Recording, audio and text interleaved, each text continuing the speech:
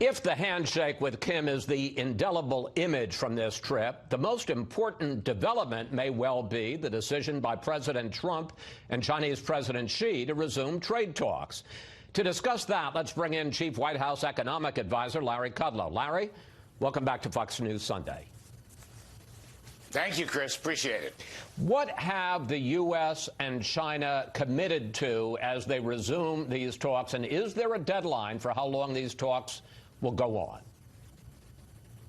Well, first point is just resuming the talks. As the President said, continuing the talks, which had been interrupted for a while, is a very big deal. I think that's the banner headline from this, and I think everybody's going to be pleased at that. There's no promises. There's no deal made.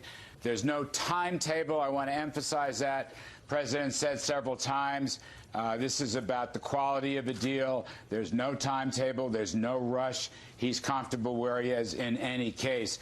But I think coming back, we will resume the talks. The two teams will be getting together. Tariffs will not be raised. There'll be no lifting of tariffs on the remaining $325 billion.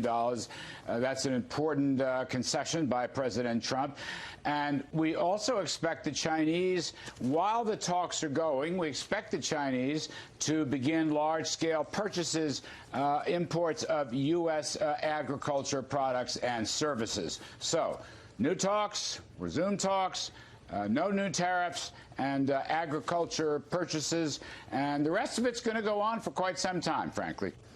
You say quite some time. Are we talking months? Are we talking years? And I also want to ask you, you had said that the two nations were 90% of the way to a deal before the talks broke down. Have they agreed to keep the commitments they'd already made, or are we starting from scratch?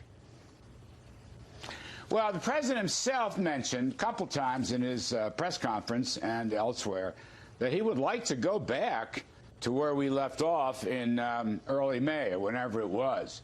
And yes, that 90% number is fair, although the last 10% could be the toughest, and there's no guarantees that the deal would go through. Look, it's very important, I know, from the American side, the relationship with China has to be rebalanced. It has been very unbalanced in recent years. As you know, we've had tremendous problems with intellectual property theft, forced transfers of technology, tariffs, non-tariff barriers, various cyber hacking going on, and other issues, okay? Those have to be remedied. I mean, that's a very important point of these talks. However long that may take, it is impossible to predict. But we would prefer to go back. I don't know what the Chinese side is going to say, and we won't know until Ambassador Lighthizer and Secretary Mnuchin and so forth get back together with their Chinese counterparts. All right. One thing we do know is that the big U.S. concession is that President Trump has agreed to lift his ban and to allow U.S. companies to sell some products to the Chinese telecom giant Huawei.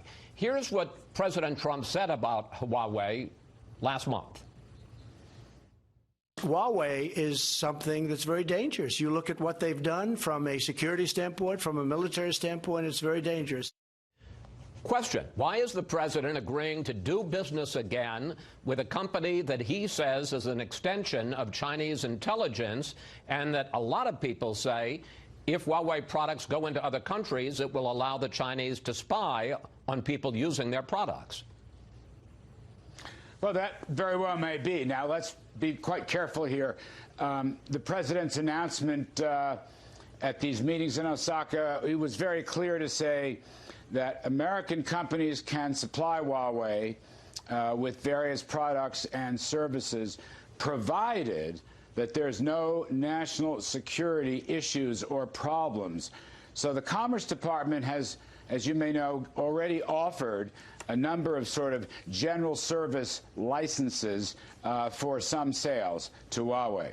On the other hand, I think Commerce will probably go back after the president's decision and take another look at that, maybe open it up. You know, there's a lot of technology services, telecom-related services They really, you can find on general markets, and we don't think have any national security implications. So I think there's a good chance Commerce Department Secretary Ross will open the door on that and grant new licenses. But let me interrupt here, though, Larry.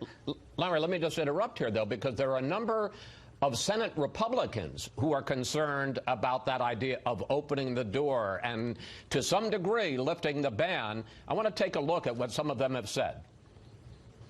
Huawei is a Communist Party-controlled surveillance agency veiled as a telecommunications company. So if our allies decide to trust Huawei, they're deciding to trust the Chinese government with their big data. And Republican Senator Marco Rubio tweeted this after the president's announcement this weekend. If President Trump has agreed to reverse recent sanctions against Huawei, he has made a catastrophic mistake.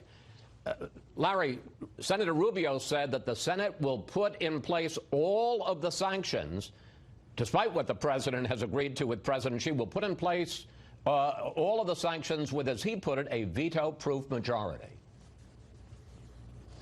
Well, I appreciate that. And by the way, I appreciate their national security concerns. And the president shares that point of view. This is not a general amnesty, if you will. Huawei will remain on the so-called entity list, where there are serious export controls. And in any national security inferences or suggestions, there won't be any licenses. But having said that, I think all that's going to happen is the Commerce Department will grant some temporary additional licenses where there's a general availability. I mean, for example, some of the chip makers in the United States are selling products that are, frankly, widely available from other countries, and we don't think there's any national security. So we will look at this carefully. We will undoubtedly, I think the president will be meeting with senators and others. Our own principals, trade principals, are going to be meeting to take a look at this. So this is not a general amnesty. They will remain on the so-called entity list, and the national security concerns will remain paramount. I want to squeeze two more questions in, so let's do quicker questions and answers. As you well know, the Democrats held two debates this past week, and they said for all of the president's bragging about a strong U.S. economy, that it isn't working for all Americans. Take a look. When you've got an economy that does great for those with money and isn't doing great for everyone else, that is corruption, pure and simple. We need to call it out. We need to attack it head on. How do you respond to that? You know, I just don't understand in general. I've seen some of this. I hear some of their policies. I hear some of their narrative. I don't understand what planet they're describing. The United States economy is booming. It's running at roughly 3% average since President Trump took office 2.5 years ago. On this business about bad distribution, the blue-collar workers, the non-supervisory workers have done the best. They're the ones running wages at 3.5%. Their growth in incomes and wages is exceeding the growth of their supervisors. The unemployment rate is low. We just had the best June stock market, the Dow Jones, in over 80 years. That's going to fill up the 401ks of middle-class folks everywhere. Let me pick up on. Let me just pick up. I don't understand. But I don't understand. I mean, this is very important. These are factual issues. Okay, I understand that there's a political spin, but these are factual, measurable areas. And I would just say I do not understand their narrative. We are in a strong prosperity cycle. But Larry, let me interrupt your campaign speech. I don't think you would disagree. It's not a campaign speech. I'm citing facts and figures, my friend. All I'm saying is this. I don't think there's any question. You would agree, and I'm going to be talking with Tom Perez later about the economic record, but there is clearly a stark income inequality in this country. Bernie Sanders pressed that point. Take a look. At a time when we have 3 people in this country owning more wealth than the bottom half of America, while 500,000 people are sleeping out on the streets today, we think it is time for change, real change. I got 30 seconds for an answer. If President Trump is reelected in 2020, what specifically will he do to reduce, not eliminate, but to reduce the huge gap between the wealthy and the poor in this country? Look, what we're doing right now, we've got, again, I'll repeat this, the best manufacturing, autos, blue-collar work recovery, the fastest increase in jobs, the fastest increase in wages. Those are facts. We've seen this goes on for many decades, the best performance. I do not know what some of the candidates are saying. I don't know what their factual basis is. Economic growth, a strong and durable prosperity cycle, and I will make this warning. Some of the policies I've heard in some of these early debates, in my judgment, would do great damage to this prosperity and jobs and income and wage cycle that we are experiencing. So somebody's got to do a little bit of fact-checking here on what some of these candidates are saying. I would simply say this: the economy is strong. The narrative I'm hearing from the other side, it just ain't so. Larry Kudlow, thank you. Thanks for your time. Always good to talk with you, sir. Thank you. Appreciate it.